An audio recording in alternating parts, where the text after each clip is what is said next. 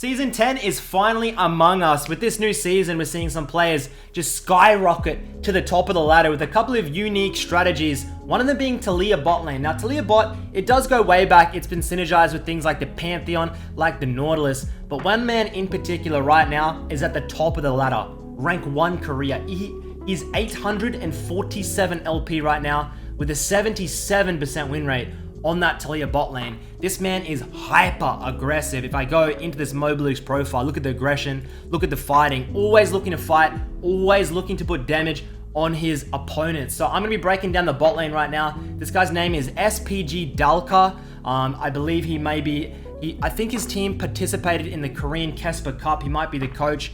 I think maybe he could be the AD. He's doing a lot with this bot lane strategy with things like the Nautilus, the Thresh, the double CC, and just permanently looking to 2v2 their opponents. So today I'm going to be breaking down his gameplay, what you guys can maybe do yourselves or link up with a buddy to abuse this and reach your season 10 goals. Before we jump onto the Rift, guys, of course, the website I use for my analytics is Mobilix. I'll put a link down in the description below. Go sign up. It's free. Has so many useful tools, analytics, so much data you can use to kind of profile yourself and look to improve moving forward. Hitting the Rift now, you can see, look how far up he is. He's looking to play super aggressive level 1. Of course, Taliyah Q.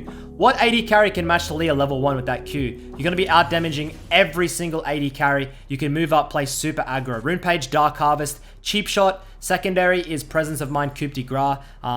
This Dark Harvest, it works wonders in the mid to late game. Once you get that 10 plus stacks, you pretty much can 1Q an opponent, get that chunk, get that health. The secondaries, Coup de Gras and Presence of Mind. Obviously, this is going to help you get a lot of mana back and deal some extra damage to low health opponents. This Rune Page, definitely unique to Taliyah bot lane. Nobody runs it in the mid lane.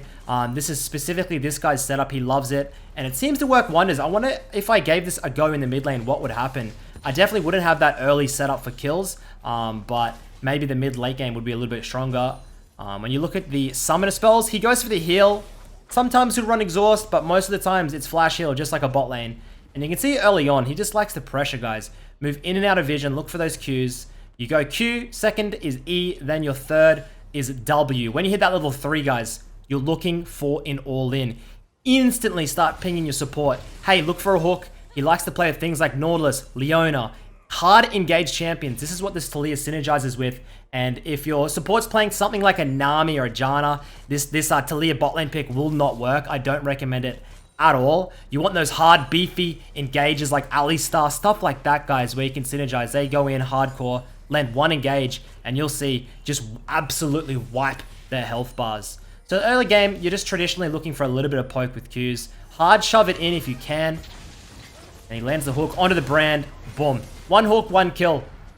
I mean, it's as simple as that. It seems really easy, and it is. If your support lands something, instantly, you've got a kill, you've got a setup. If your support misses everything, you're going to have a terrible time. That's why duoing is probably the best bet with maybe a buddy that wants to play these type of hard engaged champions. Maybe they're really good at these skill shot champs. As they get the hard shove, looking to move in here. And don't be afraid, guys. This champion does so much. Taliyah is super strong. People still underrate Taliyah ever since the changes, but she has always put up really good win rates. Her damage numbers are absurd. As he picks up a double kill here, the only thing that you need to be careful with Taliyah is you're incredibly immobile. You need to learn how to position correctly in team fights. You'll see soon how he plays it. And you can see he's just permanently moving up, looking to put poke down on their opponent, and then just go for that EW combo. The best thing about Taliyah, right? So you have a great shove already. You've got plenty of mana when you get that Lost Chapter, but also look how much access you have to the mid lane. If you wall hug, you can just move straight into the mid lane, look for some setups, maybe look deep into the jungle. You can see he moves in. Looking now to pick up on the Pantheon. Grabs the free kill on the Pantheon. And this is one thing you'll notice this guy and his duo do a lot. Is they'll simply shove bot lane. And your duo has the Mobies. And then you just instantly look for roams to the mid lane. It's not all about winning bot lane. It's about, if you can't specifically just look for these 1v1s that they're getting anyway, you can just go and roam mid, guys. You can go and just shut down their jungler. Beautiful hooks from the Blitzcrank, and they're going to pick up... Does Kane pick up the Ezreal? He will pick him up. 5-0 in the early game. You grab that Ludens, and then usually it's into Morello, into an Hourglass, Deathcap. A lot of times you'll see him go Spellbinder, sorry, not a Spellbinder, a Magi Soul Stealer, just because he gets that Dark Seal and then he just starts rampaging on the games. You can see he picked up a Dark Seal here about 10 minutes in, looking to pick up some stacks. So they shove in the bot lane, guys, and then they move together. Boom. You have easy access to 2v2s, to skirmishes, ultimate in. Thank you very much. Looking to pick up the Pantheon now. Blitzcrank just zooms in, ultimates it. And they're not done. Look, they're going to keep moving in deep. And this tempo is impossible to match. You can't have this type of tempo on an AD carry, can you? If you're playing like Caitlyn, if you're playing like Jinx or something, you can't have this tempo, man. So in the mid game, you can see here, he gets that Ludens, has the Morello, has the Soul Stealer starting to stack up into the Death Cap. And you start playing it like a mid laner, guys. You start just pretty much going down mid, shoving the lane, and then just looking to get picks with your teammates. You can see he gets caught up a little bit by the Ornn. And you just, the positioning on Taliyah is the most important part. It's a very hard champion to play. You can't go deep. You got to sit on the outskirts, look to go out of vision, and just get full Qs off. And you're always going to be winning those team fights. Looking in for the Ezreal. Can't quite find him. Moving into the late game now. You play this like a traditional mage. It is very similar to the Syndra bot that was very, very popular last season. You saw players like the Perks going for the Syndra bot. The thing about Taliyah bot, it's similar. But the thing is, it's much better for solo queue, in my opinion. You have a lot more kill pressure, I think. I think you have a lot more utility to maneuver around the map and really impact the game. So potentially this could be played. Obviously, it was played with the Pantheon meta, with the Taliyah bot Pantheon. I know Griffin pulled it out a lot of times last year. But yeah, I think that this Taliyah, it could really start getting played in the bot lane, even in the pro scene, as the season starts in a couple of weeks in professional play.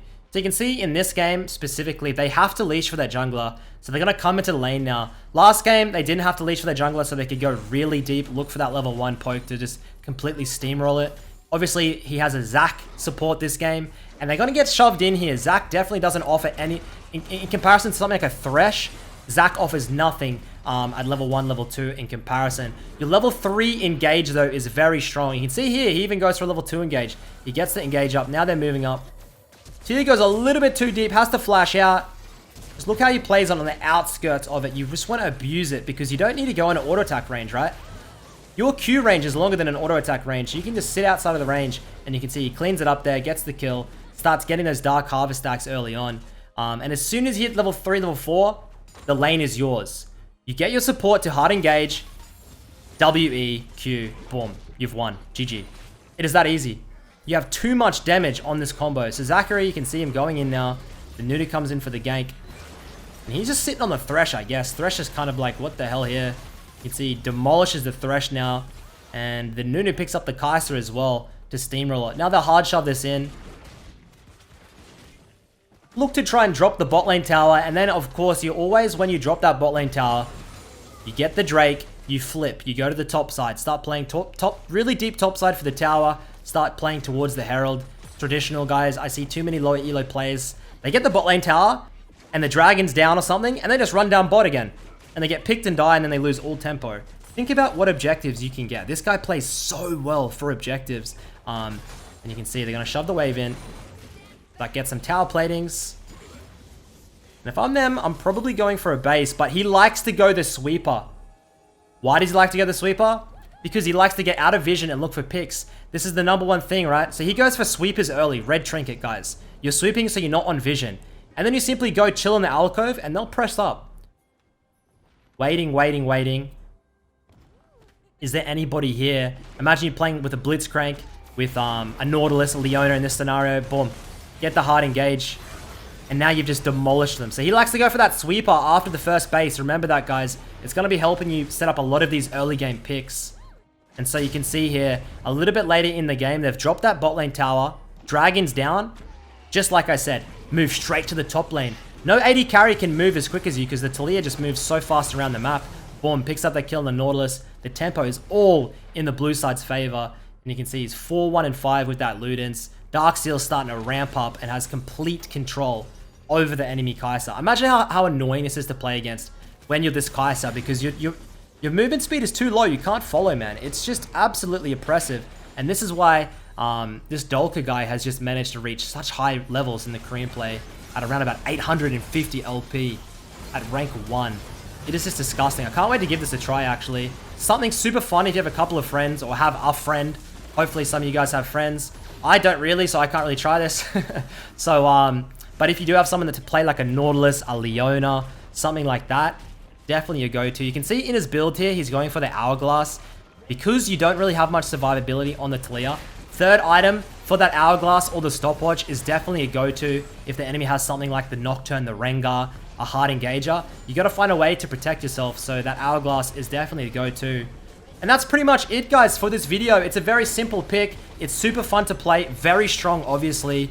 I recommend giving it a go. Please, play a couple of games, maybe in practice tool, learning Taliyah's combos first, because the champion's pretty complex. Maybe play 2-3 normals, and then you're good to go to steal some people's LPs on the Rift. So if you have enjoyed watching, guys, make sure to leave a thumbs up on the video and subscribe to the channel. I'll be pumping out a lot of these reviews over the next couple of weeks. And until next time, I'll catch you later.